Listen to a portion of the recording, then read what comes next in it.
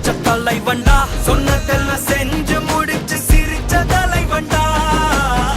மக்களை தப்பிரிக்க நினைக்கும் சாதி மதத்தையும் சக்கட புத்தியும் எதிர்த்தைய கொண்டா. ஊருக்குள்ள நீதிய தன்னை விதைச்சைய கொண்டா. கடந்த புவியில வெடிச்ச தந்த சூரியனே, மிரட்டி கடந்த நெஞ்சுக்குள்ள தைரியம் தந்த திராவிடனே. மீண்டும் வா தலைவனே, வென்று வா ஸ்டாலினே. மீண்டும் வா தலைவனே, வென்று வா ஸ்டாலினே. கலைஞர் செய்திகள் தொலைக்காட்சி நேயர்களுக்கு வணக்கம். மாண்புமிகு தமிழ்நாட்டினுடைய முதலமைச்சர் அவர்கள், கழக தலைவர் அவர்கள் தமிழ்நாடு முழுக்க கழகத்தினுடைய சார்பாக வெற்றி வேட்பாளர்களை அறிவித்திருக்கிறாங்க. அந்த வகையில முக்கியமான பல்வேறு தொகுதிகளுக்கு தமிழ்நாடு முழுக்க நம்ம பயணித்து அந்தந்த வெற்றி வேட்பாளர்களை சந்திச்சுட்டு வர்றோம். இன்றைக்கு நாம் இருக்கக்கூடிய அந்த தொகுதி என்பது திருப்பூர் தெற்கு தொகுதியில இருக்கிறோம். மாண்புமிகு நம்முடைய கழக தலைவர் அவர்களால் வெற்றி வேட்பாளராக அறிவிக்கப்பட்டிருக்கக்கூடிய தினேஷ்குமார் அவர்கள் நம்மோடு இருக்கிறாங்க. நம்ம பேசலாம். சார் வணக்கம். வணக்கம், எப்படி இருக்கீங்க? நல்லா இருக்கேன் சார். நீங்க? நல்லா இருக்கேன் சார். மகிழ்ச்சி, நன்றி. களத்திலே வந்து உங்களை சந்திக்கிறது ரொம்ப மகிழ்ச்சியா இருக்கு. ரொம்ப சந்தோஷம். ஃபீல்டுக்கு போறீங்க, கிட்டத்தட்ட ஒரு 1 hour உங்களோட நான் வந்து டிராவல் பண்ணிட்டே வர்றேன். எங்க பார்த்தாலும் பெண்கள் எழுச்சியா இருக்கு. சரி, நீங்க எப்படி ஃபீல் பண்றீங்க சார்? மக்கள் திராவிட மாடல் ஆட்சி 2.0 தொடரும் அப்படிங்கிற ஒரு எழுச்சி, மிகப்பெரிய ஒரு வரவேற்பு. குறிப்பா பெண்கள் மத்தியில வந்து அமோக வரவேற்புங்க. ஆமா, மாற்றுக் கட்சி பெண்களுடைய ஓட்டு 100% நமக்கு திராவிட முன்னேற்ற கழகத்திற்கு என்று சொல்லக்கூடிய வகையில பெண்களுடைய பேராதரவு தினமும் குறைந்தபட்சம் ஒரு 30 பாயிண்ட் பார்க்குறோம். ஒவ்வொரு பாயிண்ட்லும் வந்து ஆயிரக்கணக்கான பெண்கள் வந்து தன்னெழுச்சியா வந்து ஆதரவு கொடுக்கறத பார்க்குறோம். ஆட்சியுடைய திட்டங்கள், பெண்களுக்கான திட்டங்கள் வந்து இன்றைக்கு அதற்கான ஆதரவை வந்து பெண்கள் வழங்கி வராங்க. நிச்சயமா அவ்வளவு பெரிய ஆதரவு, பெண்கள் ஆதரவு பெறுகிறதுக்கான காரணம் என்ன சார்? மகளிர் உரிமை தொகை இந்தியாவுக்கே வழிகாட்டிய நம்முடைய அன்பு தலைவர் அண்ணன் அவர்கள் வெளியிட்ட திட்டம் இன்றைக்கு 1,30,00,000 பேர் அதில் பயனடைகிறாங்க. அப்படிங்கிறது ஒரு மிகப்பெரிய ஒரு சாதனைங்க. விளிம்பு நிலை மக்களுக்கு, பெண்களுக்கு இன்னைக்கு வந்து அது ஒரு மிகப்பெரிய ஒரு ஆதரவாக, ஒரு தன்னம்பிக்கை கொடுக்கக்கூடிய திட்டமாக அதை பார்க்குறோம். பெண்கள் மத்தியில் அந்த திட்டம் வந்து மிகப்பெரிய ஒரு வரவேற்பு. விடியல் பயணம் தொழிலாளர்கள் நிறைந்த ஊருங்க. ஸோ மாதந்தோறும் ஒரு 800 ரூபாய் சேமிப்பு என்பது அவர்களுக்கான மிகப்பெரிய ஒரு சேவிங்ஸ். ஸோ அந்த திட்டம் மிகப்பெரிய ஒரு வரவேற்பை பெற்றிருக்கிறது. இன்றைக்கு திருப்பூர் தமிழகம் வந்து ஒரு பாதுகாப்பான மாநிலம். அது இன்னைக்கு தொழிலாளர் எங்களை போன்ற திருப்பூர்ல வெளி மாநிலத்தவர், குறிப்பா வடகிழக்கு பகுதியை சார்ந்தவர்களாம் இங்கே பணியாற்றக்கூடிய ஒரு சூழ்நிலை. அவர்கள் சொல்வதே வந்து இந்தியாவில் இருக்கக்கூடிய மாநிலங்களில் தமிழகம் வந்து மிக பாதுகாப்பான மாநிலம். அவங்களுடைய திருப்பூர்ல மட்டும் ஒரு 3 லட்சம் வெளி மாநிலத்தவர் பணியாற்றக்கூடிய ஒரு சூழல் இருக்குதுங்க. அப்படி இருக்கிறப்போ ரொம்ப வெரி சேஃப், பாதுகாப்பான மாநிலமா வட மாநிலத்தவர் சொல்லக்கூடிய அளவில் வந்து சட்டம் ஒழுங்கு இன்றைக்கு எதிர்க்கட்சிகள்லாம் விமர்சனம் செய்யக்கூடிய சட்டம் ஒழுங்கு மிக கட்டுப்பாட்டிற்குள் இருக்கிறது நம்முடைய மாநிலம் என்பதை வட மாநிலத்தவர் ஒத்துக்கொள்றாங்க. ஓகே, நிச்சயமா அதான் மக்களும் வந்து பாத்துக்கிட்டு இருக்காங்க. அந்த அடிப்படையில் வந்து அணுகுறாங்க அப்படின்னு சொல்றீங்க. கண்டிப்பா ரைட் சார். அதாவது வழக்கமா நிறைய வேட்பாளர்கள் நான் சந்திக்கிற போது ஒண்ணு ஏற்கனவே எம்எல்ஏவா இருந்து இப்போ வந்து எம்எல்ஏவா போட்டிடுவாங்க, இல்ல அமைச்சரா இருந்து எம்எல்ஏ போட்டிடுவாங்க, இல்ல புது ஆட்கள் கூட இருப்பாங்க. ஆனா நீங்க மேயரா இருந்து விட்டு இப்ப ராஜினாமா செய்து விட்டு எம்எல்ஏ வேட்பாளரா நிக்கும் போது அது எப்படி ஃபீல் பண்றீங்க? களம் உங்களுக்கு எப்படி இருக்குது? மேயரா மக்கள் மத்தியில ஒரு நன்கு அறிமுகங்க. ஒரு குரல் புரட்சி சொல்லுங்கள் செய்யப்படும் மக்களுடன் மேயர் என்பது, அது மேயர் என்பது அடித்தட்டு மக்கள் ஒவ்வொருவருடைய கோரிக்கைகளையும் நிறைவேற்றக்கூடிய ஒரு வாய்ப்பு. கடந்த 4 ஆண்டுகள்ல தாய் உள்ளத்தோடு அண்ணன் தளபதி அவர்கள் திருப்பூர் மாநகராட்சிக்கு பல 3500 கோடி அளவிலான திட்டங்களை வந்து திருப்பூர் மாநகராட்சி கொடுத்திருக்காரு. ஏறத்தாழ மாநகராட்சியில உள்ளாட்சியில சாதனைகள் என்பது, பணிகள் என்பது 1300 கிலோமீட்டர் தார் சாலைகளை போட்டு கொடுத்திருக்கிறோம். நமக்கு நாமையில தொடர்ந்து திருப்பூர் முதலிடம். குடிநீர் பிரச்சனை தீர்க்கப்பட்டிருக்கிறது. குப்பை பிரச்சனைக்கு குட்பை சொல்லியிருக்கிறோம். மழைநீர் வடிகால் 180 கோடி ரூபாய் மதிப்பீட்டில் செய்யப்பட்டிருக்கிறது. இன்னும் பல்வேறு வளர்ச்சி திட்டங்கள், பள்ளி குழந்தைகளுக்கு வகுப்பறைகள், நமக்கு நாமே திட்டத்தில் புற்றுநோய் சிகிச்சை மையம் என்பது இந்தியாவுக்கே முதன்மை திட்டமாக அந்த திட்டம் வந்து திருப்பூரில் செயல்படுத்தப்பட்டிருக்கிறது. இப்படி 13,000 தெருவிளக்குகள். இன்னும் திராவிட மாடல் ஆட்சியை பட்டியலிடணும்னா விடிய பட்டியலிடலாமுங்க. மாநகராட்சியில் செய்திருக்கக்கூடிய பணிகள் வந்து மக்களிடையே வந்து ஒரு மிகப்பெரிய ஒரு அறிமுகத்தை எனக்கு ஏற்படுத்தி இருக்கிறது. ஆமாங்க, அதனால ரொம்ப எளிதா கிளம்புறீங்க. ஆமாங்க, நிச்சயமா. அதாவது அரசியலமைப்பு சட்டம் வழங்கி இருக்கக்கூடிய ஒரு உரிமை தான். நீங்க ஒரு பொறுப்புல இருக்கிறீங்க அப்படின்னா போட்டியிட்டு வெற்றி பெற்றதற்கு கூட ராஜினாமா பண்ணலாம். முன்கூட்டியே ராஜினாமா பண்ணிருக்கீங்க. அதை நான் எப்படி பாக்குறது? நம்பிக்கை, உறுதியாக வெற்றி பெறுவோம். திருப்பூர் தெற்கு சட்டமன்ற தொகுதி 100% வெற்றி பெறுவோம் என்கின்ற நம்பிக்கையோடு அரசியலமைப்புக்கு உட்பட்டும் கூட அதை ராஜினாமா செய்துவிட்டு, அதான் நான் ராஜினாமா செய்துட்டு மத்திய இணையமைச்சர் எல் முருகன் அவரை கேள்வி கேட்டேன்.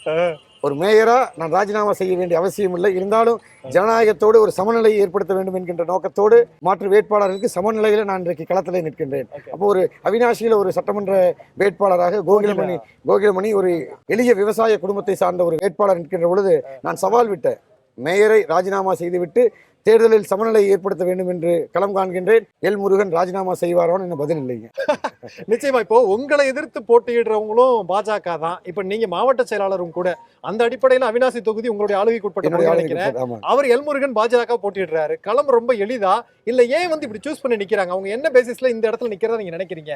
எல் முருகனுக்கு மீண்டும் 2வது முறையாக தோல்வியை பரிசாக கொடுப்போம். அவினாசியில தாராபுரத்தில் முதல் தேர்தலில் மாபெரும் தோல்வியை சந்திச்சாரு. அதே தோல்வியை எல் முருகனுக்கு அவினாசியில் பரிசாக அவ்வளவு கான்பிடென்ட் எப்படி சொல்றீங்க சார்? ஏன்னா அந்த கோகிலான்றவங்க வந்து திமுகவை சார்ந்தவங்க தான். ஆனா ரொம்ப எளிய பின்னணி. அவர் ஒன்றிய இணையமைச்சர் சார். நீங்க எப்படி கண்டிப்பா தோல்வி அடைவார்னு சொல்றீங்க? மக்கள் மத்தியில தலைவர் அண்ணன் தளபதியுடைய ஆட்சிக்கு கிடைத்திருக்கக்கூடிய சான்று அங்கீகாரமா அந்த தேர்தலுடைய வெற்றியை பார்க்கிறோம். இன்னும் எங்களுடைய லட்சியம், எங்களுடைய கனவு அவினாசி சட்டமன்ற தொகுதியை வென்றெடுப்பது. அதற்காக களப்பணிகளை மிக தீவிரமாக களப்பணியாற்றி வருகின்றோம். எங்களுக்கு தெற்கு தொகுதியுடைய வெற்றி எந்த அளவுக்கு முக்கியமோ அதே அளவுக்கு வடக்கு, பல்லடம், அவினாசி இந்த 4 தொகுதிகளிலையும் எங்களுடைய கவனம் முழுவதுமாக இந்த 4 தொகுதியும் வென்றெடுக்க வேண்டும் என்கிற முனைப்போடு நம்முடைய களப்பணி வந்து தீவிரமாக பணியாற்றி வரும். நிச்சயமா நீங்க அடுத்தடுத்த பணிகள் இருக்கு. என்னால 2 கேள்வியோட முடிச்சுக்கிறேன். இப்போ முதலமைச்சர் அவர்கள் வந்து இந்த தேர்தலை எப்படி அவங்க வந்து முன்னிலைப்படுத்துறாங்கன்னா தமிழ்நாட்டுக்கும் டெல்லிக்குமான தேர்தல்னு சொல்றாங்க. அது மக்கள் மத்தியில வந்து எடுபடுதா? மக்கள் அதை புரிஞ்சுக்கிறாங்க. அதிமுக தானே சொல்லுவாங்க, ஏன் இவர் டெல்லின்னு சொல்றாரு அப்படின்னு புரிஞ்சுக்கிறாங்களா? புரிஞ்சுக்கிறாங்க.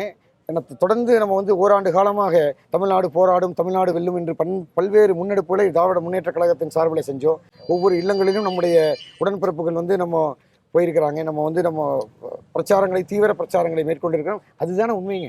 இன்றைக்கு அதிமுகவுடைய முகமூடியை அணிந்து கொண்டு பாஜக தமிழகத்தில் கால் பதிக்க முயல்கிறது. அப்போ நம்ம பாஜகவுடைய சதி திட்டத்தை அம்பலப்படுத்த வேண்டியதுதான் நம்முடைய கடமை. அதனால நிச்சயமா மக்கள் மத்தியில வந்து அதை நன்கு உணர்ந்திருக்கின்றார்கள். பாஜக தோற்கடிக்கப்பட வேண்டும். இன்னும் தொடர்ந்து தமிழர்களுடைய உரிமையை அடமானம் வைத்த எடப்பாடி எந்த சூழ்நிலையிலும் பாஜக தமிழ்நாட்டிற்கு பேராபத்தோ இல்லையோ அதிமுகவுக்கு பேராபத்து என்பதை அதிமுகவுடைய தொண்டர்கள் நன்கு உணர்ந்திருக்கின்றார்கள். கண்டிப்பா அதுதான் உண்மை. ஓகே. ஆனா அதிமுகவை பொறுத்த வரைக்கும் மேற்கு மாவட்டங்கள் எங்களுடைய கோட்டைன்னு சொல்லப்படக்கூடிய ஒரு வழக்கம் உண்டு. ஆனா நீங்க அதுக்கு நேர்மாறா பேசுறீங்க. அது இந்த முறை எப்படி வந்து திமுகவினுடைய கோட்டையா மாறுமான்னு தெரியாது. ஆனா அதிமுகவுக்கு மிகப்பெரிய இழப்புன்னு எப்படி நாங்க நம்புறது? கடந்த பாராளுமன்ற தேர்தலில் 100% வெற்றியை பெற்றவங்க. அது வெற்றி என்பது சாதாரண வெற்றி இல்லை. குறிப்பா இந்த திருப்பூர் நாடாளுமன்றத்தில் கம்யூனிஸ்ட் தோழர் சுப்பராயன் அவர்கள் களம் கண்ட போது 1.25 லட்சம் ஓட்டு வித்தியாசத்தில் வெற்றி பெற்றோம். உள்ளாட்சி தேர்தலில் மாபெரும் வெற்றியை பெற்றிருக்கின்றோம். மக்கள் ஆட்சியினுடைய திட்டங்கள் வந்து அடித்தட்டு மக்களிடத்தில் வந்து சென்றிருக்கிறது. அந்த நம்பிக்கை எங்களுக்கு இன்றைக்கு கடந்த காலங்களில் ஏற்றுக்கொள்கிறோம். மேற்கு மண்டலம் வந்து இந்த அம்மையார் இந்த காலத்தில் கொஞ்சம் தேர்தல் முடிவுகள் வந்து அவர்களுக்கு சாதகமாக இருந்திருக்கக்கூடிய சூழல் இன்றைக்கானால் நிலைமை முற்றிலுமாக மாறி இருக்கிறது. அடித்தட்டு மக்கள், தொழில்துறையினர் அனைவருடைய ஆட்சிக்கு எல்லோருக்குமான ஆட்சியாக இந்த 5 ஆண்டுகளில் பல்வேறு சாதனைகள் நம்ம செஞ்சுட்டு தன்னம்பிக்கையோடு உரிமையோடு ஓட்டு கேட்கிறோம். அந்த உரிமை வந்து நிச்சயமா அது வாக்குகளாக மாறி நமக்கு பெரிய வெற்றியை பெற்றுக் கொடுக்கும் என்கிற நம்பிக்கை. நிச்சயமா இவ்வளவு கான்பிடென்ட்டா பேசுறீங்க. எவ்வளவு வாக்கு வித்தியாசத்தை நாங்க எதிர்பார்க்கலாம் வெற்றிக்கு? திருப்பூர் தெற்குல பாஜகவை டெபாசிட் இழக்க வைக்க வேண்டும் என்பதுதான் எங்களுடைய இலக்கு. அவினாசியும் பாஜகவுக்கு தோல்வியை பரிசாக கொடுப்போம். வடக்கு பல்லடத்துல அதிமுகவை படுதோல்வி அடைய செய்யக்கூடியவர்கள் எங்களுடைய களப்பணிகள் அமையும். நிச்சயமா சார். அந்த ரிசல்ட் வந்த அன்னைக்கு உங்களை சந்திப்போம். சட்டமன்ற உறுப்பினராங்கிற நம்பிக்கை எங்களுக்குள்ளேயும் இருக்கிறது. மிக்க மகிழ்ச்சி. நன்றி சார். எங்க வாழ்க்கை கேட்கிற கேள்வி கண்ணை இல்ல தலைமுறை இல்ல புதிச்ச தலைவண்டா சொன்னதெல்லாம் செஞ்சு முடிச்சு சிரிச்ச தலைவண்டா மக்களத்தான் பிரிக்க நினைக்கும் சாதி மதத்தையும் சக்கட புத்தியும் எதிர்த்தைய கொண்டா ஊருக்குள்ள நீதிய தன்னை விதைச்சைய கொண்டா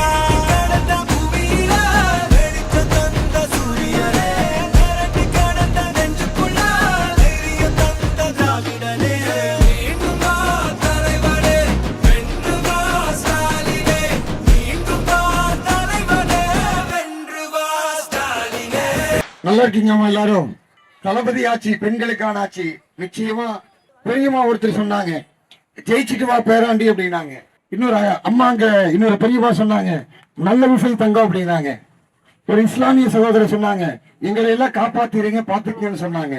உங்க வீட்டு பிள்ளையா, உங்கள ஒருத்தரா உணர்வோட சொல்றேங்க, அப்பா ஜெயிச்சுட்டு வருவோம். நம்ம தான் ஜெயிக்கிறோம், நம்ம மட்டும்தான் ஜெயிக்கிறோம். தெற்கு சட்டமன்ற தொகுதியில உதயசூரியன் நிச்சயமா ஜெயிக்குது. நல்லது செய் பேராண்டி அப்படின்னாங்க.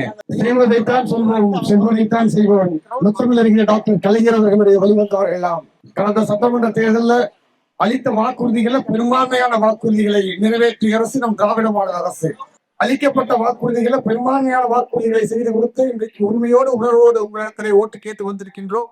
உற்சாகத்தோடும் உணர்வோடும் வரவேற்பு கொடுத்து ஆழத்தை எடுத்து வெற்றி திலகமிட்ட என் அருமை தாய்மார்களுக்கும் பிரியமா தாத்தா பாட்டி உங்கள் அனைவருக்கும் அன்பு சகோதரிகளுக்கும் என் மனமார்ந்த நன்றிகளை தெரிவித்துக் கொள்கின்றேன்.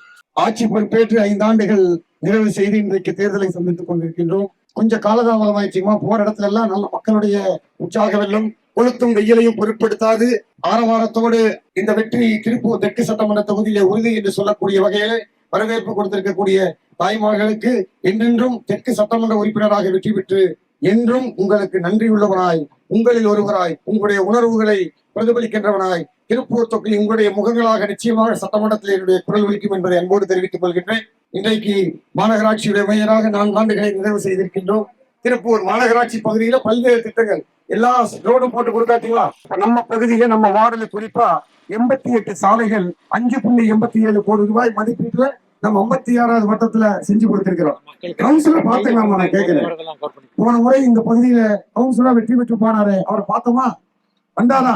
ஒரு முறையும் கூட 4 வருஷத்துல மாமன்றத்துல இந்த பகுதி மக்களுக்காக அவர் பேசி நான் கேட்டதே இல்லை. உண்மையா சொல்றேன், உணர்வோடு சொல்றேன். இந்த பகுதி மாமன்ற உறுப்பினர் இன்றைக்கு எதிரணியில எனக்கு எதிராக வேட்பாளராக இன்னைக்கு கலந்தாங்க இருந்தார். இந்த வார்டுக்குள்ள மட்டும் 8.92 கிலோமீட்டருக்கு 4.80 கோடி ரூபாயில தார் சாலைகளை போட்டு கொடுத்திருக்கிறோம். ஒரு கண்ணுக்கு வெண்ணையும் ஒரு கண்ணுக்கு சுண்ணாம்பு வைக்கல. வாக்களித்தவர்களுக்கும் வாக்களிக்காதவர்களுக்கும் பணி செய்ய வேண்டும் என்பது தளபதியுடைய வழிகாட்டுதல். அந்த உணர்வோடு இந்த பகுதியில நம்முடைய அண்ணன் காத்தே ராமசாமி இதனால் வீழ்த்தப்பட்டாரு, பணபலத்தால் வீழ்த்தப்பட்டார். அதனால இந்த முறை நிச்சயமா விழிப்போடு இருந்து இந்த பகுதியில ஒரு சுகாதார மையம், பக்கத்துலதான் அரசு மருத்துவமனை இருக்கு, இருந்தாலும் நம்ம இந்த பகுதி மக்களுக்காக ஒரு சுகாதார மையத்தை ஏற்படுத்தி கொடுத்திருக்கிறோம். அதே போல எங்க திவ்யா இருந்தாங்க, எங்க துணை செயலாளர், என்னமா எப்படி இருக்கு ஸ்கூல்ல 2 பள்ளிக்கூடத்திலையும் இன்னைக்கு தனியார் பள்ளிகளுக்கு நிகராக அரசு பள்ளிகள்ல கட்டிடங்கள் புதிய வகுப்பறைகள் கட்டி கொடுக்கப்பட்டிருக்கின்றது. தாராபுரம் மெயின் ரோட்ல 2.26 கோடி மதிப்பீட்டுல இன்றைக்கு மழைநீர் வடிகால் அமைக்கின்ற பணிகள் எல்லாம் நடைபெற்றுக் கொண்டிருக்கின்றது. அதே போல பல்வேறு திட்டங்கள் இந்த பகுதியை பொறுத்த வரைக்கும் இன்றைக்கு திருப்பூர் மாநகராட்சி தமிழகத்தில் இருக்கக்கூடிய மாநகராட்சியை முதன்மை மாநகராட்சியா நாம் மாற்றி இருக்கின்றோம். பணிவோடு சொல்றாங்க, திராவிட மாடல் அரசு இன்றைக்கு இந்தியாவில் இருக்கக்கூடிய மாநிலங்களில் தமிழகம் முதன்மை மாநிலமாக மாறி இருக்கிறது. இன்றைக்கு தேர்தல் அறிக்கைகள் வழங்கப்பட்டிருக்கின்றது. தேர்தல் அறிக்கை பார்த்தீங்களா, 2026 தேர்தல் அறிக்கை எத்தனை வீட்டுல கலைஞர் வருது, கலைஞர் இருக்கு. ஜெயலலிதா ஆட்சியில சான் கொடுத்தாங்க, இருக்காமா? ஆனா இன்றைக்கும் கலைஞர் உரையிட்டுங்களா? இந்த தேர்தல் வாக்குறுதியில மீண்டும் திமுகவுடைய தேர்தல் வாக்குறுதிகள் கதாநாயகனாக மாறி இருக்கிறது. என்ன கதாநாயகியா மாறிட்டுன்னு சொல்லுங்க. இல்லத்தரசிகளுக்கு 8000 ரூபாய் மதிப்பீட்டுல உங்க கனவை சொல்லுங்க, உங்களுக்கு தேவையான பொருட்களை நீங்கள் பெற்றுக்கொள்ளலாம் என்று சொல்லக்கூடிய வகையில ஒரு கூப்பனை அரசு திராவிட மாடல் ஆட்சி அண்ணன் தளபதி அவர்கள் 2வது முறையாக பொறுப்பேற்கின்ற பொழுது உங்களுக்கு வழங்க போறாரு. வெயில் வேற ரொம்ப கடைசியா இருக்குது, ரொம்ப நேரம் நான் பேச வேண்டாம் நினைக்கிறேன். செயல்ல செஞ்சு காமிச்சிடறோம். சட்டமன்ற உறுப்பினராக வெற்றி பெற்று வருகின்ற பொழுது நம்ம பகுதியில அமர்ஜோதி கார்டன்ல மிகப்பெரிய ஒரு ஸ்டேடியம், உள் விளையாட்டரங்கம் அமைத்துக் கொடுக்கப்படும் என்பதை நான் பணிவோடு தெரிவித்துக் கொள்கின்றேன். இந்த பகுதியுடைய அடிப்படை தேவைகளை எல்லாம் முழுவதுமாக நிறைவேற்றி நம்ம பகுதி சங்கராபுரம் இந்த பகுதியில இன்றைக்கு பெரும்பான்மையான பணிகளை நிறைவு செஞ்சு கொடுத்திருக்கிறோம். உணர்வோடு இன்னும் உங்களுடைய குரலாக உங்களுடைய எதிர்பார்ப்புகளை நிறைவேற்றக்கூடிய வகையில சட்டமன்ற உறுப்பினராக என்னுடைய பணிகள் அமையும். பெரியமா சொன்ன மாதிரி ஜெயிச்சுட்டு உங்களை வெற்றி விழால சந்திக்கிறோம். ஆத்தா சொன்ன மாதிரி நல்லதே செய்வோமா. கண்டிப்பா தலைவர் முத்தமிழறிஞர் கலைஞருடைய வழிவந்தவர்கள் அண்ணன் தளபதியுடைய பிள்ளைகள், நிச்சயமா உங்களுடைய எதிர்பார்ப்புகளை நிறைவேற்றக்கூடிய வகையில் பணிகள் இருக்கும்.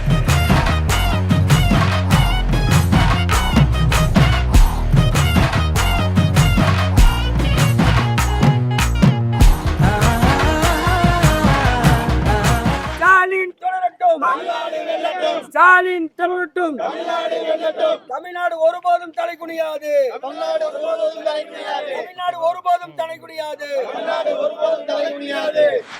உதிச்சது உதய சூரியன் பார், ஆட்டம் போட்ட கொட்டிய புதிச்சதால் மாற மாட்டோம், வெளிச்சம் கிடைச்சதா எங்க கதை அகல முதல தொட்டு